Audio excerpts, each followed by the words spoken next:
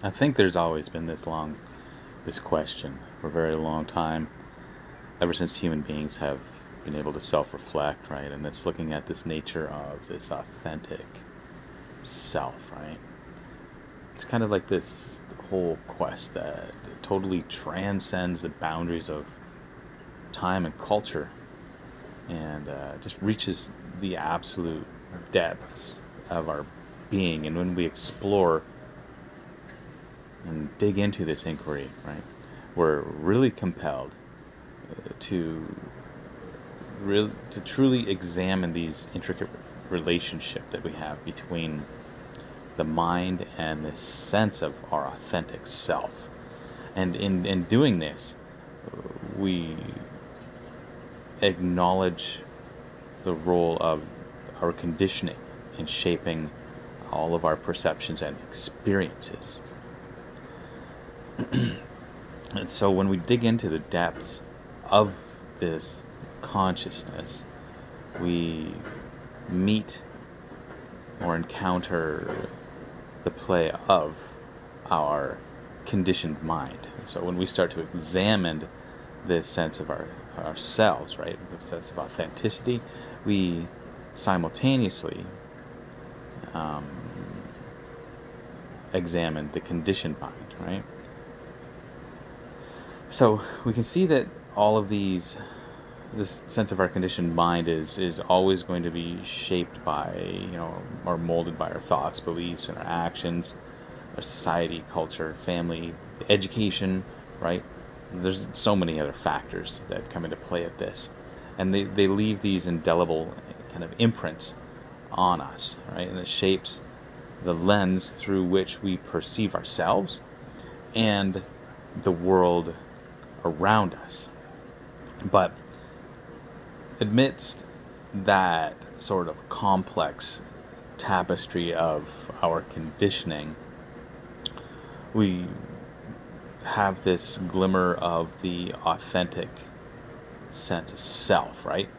It's like a flame flickering in the darkness. We know it's there, but we've been so immersed in this sense of conditioning that we oftentimes don't see this flicker of the authentic self. We confuse the conditioning for that sense of authentic self. So this authentic self, it's not bound by the limitations of conditioning, but it's kind of rather a product of is a profound sense of freedom, right? It's not to do with the external influences or the constructs of society, but it's like an unencumbered expression of our sense of a true being. And if we're going to discern this sense of an authentic self, we really have to take part on this journey of self inquiry, and we have to traverse the landscape of our minds and the mind's conditioning, right? We really have to look at that. Without looking at the conditioning that's taken place and that which has taken place within our minds, there's no way we are going to get out of that unless we're graced by something. So within the mind, with its like intricate web of thoughts and all of its emotions and patterns, it will either confine the authentic self to that conditioning, right, or become a vehicle for that authentic self's expression. So it's in recognizing this kind of fundamental duality that we unlock that sense of like a true potential within our being, right? So when we observe the mind, free from that judgment and attachment, we begin to unravel the threads of conditioning that entangle our perception within that conditioning. And we see that these thoughts, beliefs, and opinions, they're not inherent to our essence, but they're rather like these fragments that have been accumulated through, the passage of time.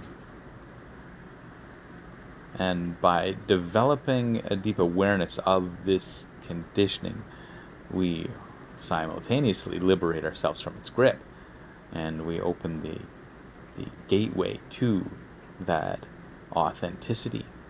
And it's the recognition of the mind as conditioning where we begin to see its workings, right? It invites us to embrace the mind as a tool rather than an identity.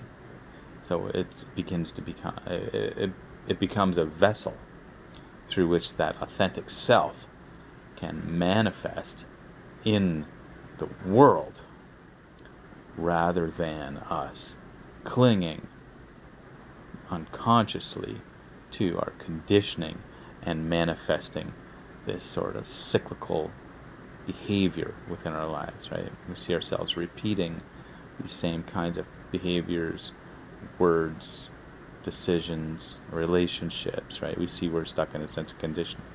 But by cultivating this conscious relationship with our thoughts, we transcend their limitations and allow that authentic self to speak, right? And to create and to connect.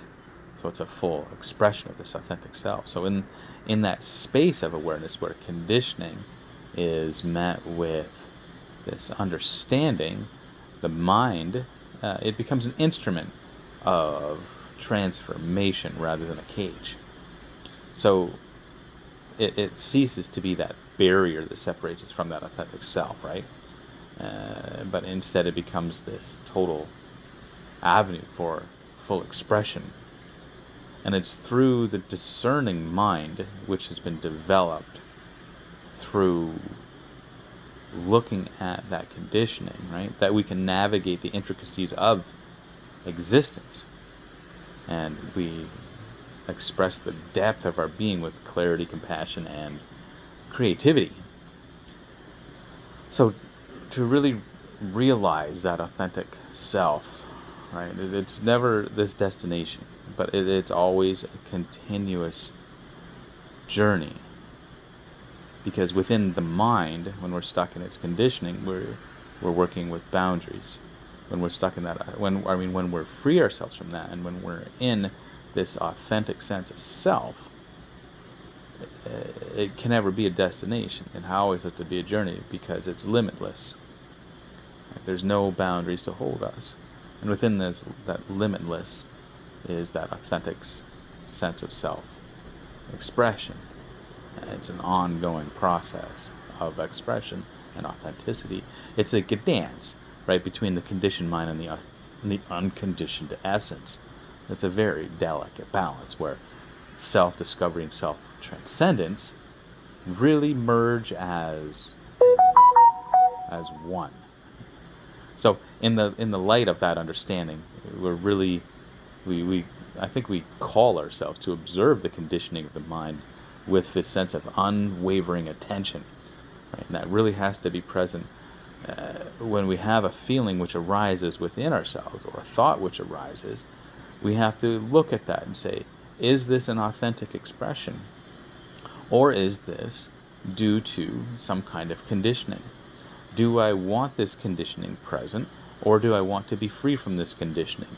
Do I want these kinds of feelings to be present, or do I want to be free from these kinds of feelings?